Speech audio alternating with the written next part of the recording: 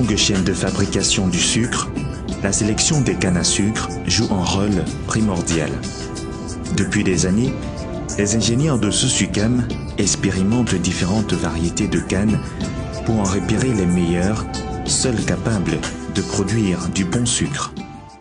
Tout commence avec la sélection des variétés issues des graines importées de l'île de la Réunion. Sur 9000 variétés, 3000 environ vont passer à l'expérimentation. Ces graines, dans un premier temps, sont cultivées dans de grandes cuves appelées acères. Après un certain temps, on obtient ces boutures de différentes familles. Ce sont ces familles de boutures, représentant chacune une variété de canne, qui vont faire l'objet de l'expérimentation. Sur la parcelle expérimentale, l'on procède par étapes. D'abord la normalisation, ensuite la disposition des boutures de façon latérale dans les sillons. Pour obtenir de meilleurs résultats, on ajoute des insecticides qui luttent contre les termites et des engrais pour favoriser une bonne poussée. Une fois les boutures implantées, les ingénieurs reviendront plusieurs semaines plus tard pour effectuer des visites d'observation. Ici, le champ d'expérimentation date de quelques mois.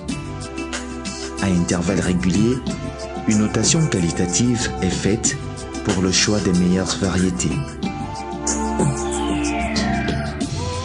Là, les cannes à sucre ont déjà un an d'âge.